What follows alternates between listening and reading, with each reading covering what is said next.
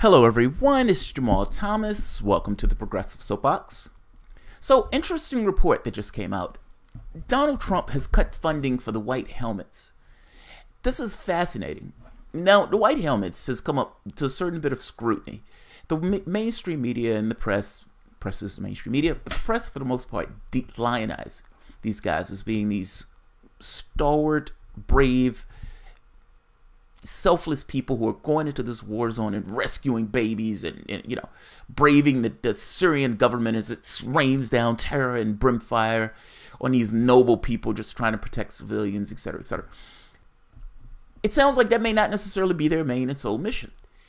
People have had questions. People have had doubts. People have seen them interacting with terrorists. People have seen them running around with guns. People have had severe questions. Those questions magnified significantly. So when people scream, "Oh my God, there was a chemical attack," immediately after Donald Trump said he's taking the troops out of Syria, we have a chemical attack. Problem with this chemical attack story is no one has been able to validate the fact that there's been a chemical attack. Russians got to the place, start talking to some of the people who were in the videos that they used to dictate the fact that there was a chemical attack, and those people said there was no chemical attack. Now, is it possible that those people were pushed to speak about it in those terms? Yes. Is it also possible that that chemical attack was staged? Yes. Let's be honest. The only note of a chemical attack that we have is from the White Helmets. Oh, and Twitter, social media. We don't have any direct evidence saying that there's been a chemical attack, let alone that the Syrian government was responsible for it. And yet, this has been the story, and this has been a narrative that's carried by the mainstream media. Who needs evidence? Mattis himself has said they're still looking for evidence that a chemical attack ever even took place. Mattis is the one who said being in Syria and dropping bombs and missile strikes in Syria is somewhat complicated from a legal standpoint. What he meant was it was illegal to be in that country and it was illegal to drop those bombs. And Mattis, in a rare case of honesty, said, "We're still looking." They don't have anything to point to the finger to Bashar al-Assad that he did a chemical strike. They don't even have what it takes to nail down the fact that a chemical strike took place at all. Western journalists have even gone and said, there's been no chemical strike here. I've talked to the people here. These people have not been able to denote that a chemical strike took place. You have CNN sniffing book bags for odorless chemicals that are supposed to be able to kill you on sight. But nevertheless, mainstream media has gone out with this and deified and lionized these White Helmets. Donald Trump has cut funding. Let's take a look at Zero Hedge. I want to talk about this because this is fascinating development to me. Okay, that did not happen the way I thought it was going to happen. There we are. Trump's State Department has frozen funding to the controversial Syrian aid group known as the White Helmets, a non-governmental organization which provides the sole evidence that the Syrian President Bashar al-Assad reportedly used chemical weapons on his own people on April 7th attack on the city of Douma, according to CBS. Having not received U.S. funding in recent weeks, White Helmets are questioning what this means for the future. Think about that. Having not received funding from the United States, they're questioning what it means for the future. They have received no formal declaration from the United States government that the monetary assistance that has come to a halt, but the group's people on the ground in Syria report that the funds have been cut. Are you telling me that they're solely relying on U.S. aid in order to function? That's amazing. That's amazing. They are the sole case of the story of the chemical weapons strike. The sole case. The people have not been able to verify it. And then you have this extra quirk that on the day that the OPCW, the chemical weapons people, were supposed to go in for the investigation, the very day before, the United States, the UK, and France decided that they need to strike. Who cares about waiting for evidence? We need to strike, making it look like, as Cenk Uygur said, this curious timing of the bombing. Yeah, it was curious. It sounds like they were trying to cover stuff up. That's what it sounds like. What it sounds like, or what at the very least it looks like, I don't believe there was a chemical strike until you prove to me that there was a chemical strike. Having this particular group who's clearly, mainly, by their own, at least acknowledgement in this case, funded by the United States, knowing that the United States has a disposition of wanting Syria's President Bashar al-Assad out of that seat and wanting the regime change, I am skeptical that a chemical strike has taken place until you verify to me that a chemical strike has taken place. I, along with I would imagine right many people, applaud Donald Trump not funding this group. I'll go further by this. Maybe Donald Trump is not the fucking idiot that we think he is. Donald Trump comes out, says he wants to get these people out of Syria. In fact, let me read the article before I go into this, because there's an interesting quality to this that, if I'm being honest, I haven't seen anyone else do the story, but I don't know if anybody else is hitting on. Let's see. Right here. The evidence provided by the white helmets of the alleged chemical attack was used by the West to justify several airstrikes in Syrian scientific and military facilities. Some of those were drug companies. The first one conducted on Syria's T4 airbase by Israel 48 hours after the white helmets report. Many Douma residents, meanwhile, including hospital personnel, said the chemical attack never happened. I've covered this story multiple times.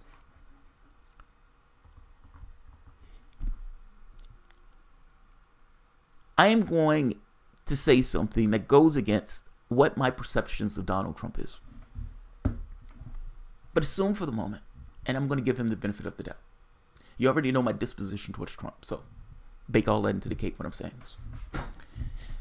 Let's assume for the moment that Donald Trump saying he wanted to get the troops out of Syria was right. Say that is his disposition. Say everything that he said on the campaign trail from the standpoint of wanting to be conciliatory towards Russia was right. Say, however, in that office, there's certain political consequences to the things that take place, whereas he is now becoming aware of political consequences that he wasn't necessarily aware with, or at the very least, all that inclined to understand prior. Donald Trump says, I want to take the troops out of Syria, and all of a sudden there's a chemical strike. Now, you have all of these people, Democrats, howling. How dare he take these troops out of Syria? You have people on the other side of the aisle. How dare he takes these troops out of Syria? Assume for the moment that is what Trump wants to do, though. There's a chemical strike. Whether Trump's believe the chemical strike is real or not is kind of besides the point. Donald Trump understands that he's stuck in a scenario where he has to act, meaning you have to do an airstrike, you have to join in with other countries who wants to strike and wants to get those people out that seat. Assume for the moment that Macron and Brits want this idea of regime change, but Donald Trump, however, does not. Assume for the moment, and I know I'm giving a lot of assumptions, but I would make the point that I don't know if these are all assumptions because Donald Trump has said these things. People call them assumptions because they don't necessarily want to take what Donald Trump's saying in this case as being true. But assume for the moment his disposition, the stuff that he said on the campaign trail about being conciliatory towards Russia, assume it is true. Assume that he full well understands that de-escalating in Syria is one of the ways of being more conciliatory towards Russia, meaning it's hard to be conciliatory towards this other power when this other power is aligned with the government and you are in that country illegally being antagonistic towards the country to which it is aligned. Trump, for whatever reason, either is told or understands that the white helmets is the one who put out this story of the chemical weapon strike. And in putting out this story of the chemical weapon strike, he understands that to some degree his hands are tied anytime a weapon strike comes up because the media is automatically going to jump on this idea that it's Bashar al-Assad. What do? You attack the thing that's preventing you from attacking the thing that you actually want to attack. If I'm playing chess and your knight is defending this pawn and we're playing the Ruy Lopez, I am going to attack your knight with my bishop. I know that gets into the weeds, but what that means is if you have an organization or an institution that's protecting something that you want to attack, either you have overwhelming force with which to attack that thing or you attack the things that are protecting it. In this case, the white helmets being the thing that came out with the story of the chemical weapons thing, if you want to pull those troops out of Syria, if you actually want to be conciliatory towards Russia, you can't have that lingering thing that may come up saying, oh my God, there was a chemical weapon strike at any random moment. You need to gut it. You need to stop it from being able to do what it's doing. And one of the ways of gutting it is taking the funding away from it and stripping out its resources. Republicans do this all the time with policy, and meaning within the United States.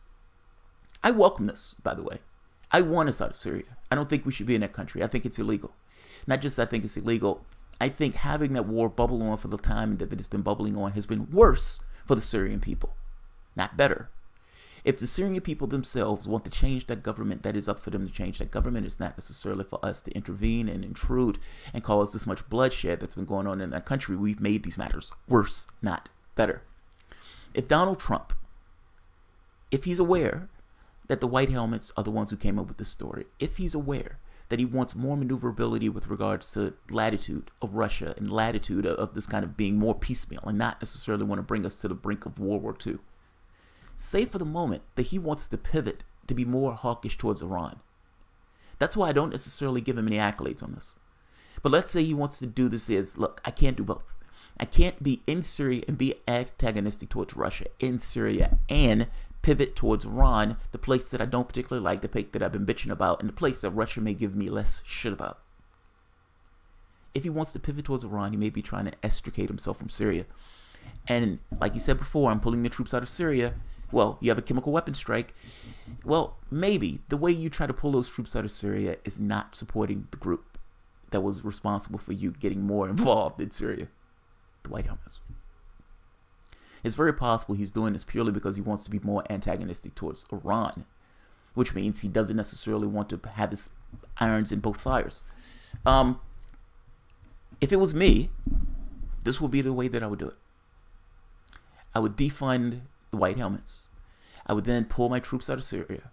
And then, if I was an asshole, and if I was perfectly okay with the consequences for this kind of larger conflict, I would be more hawkish towards Iran.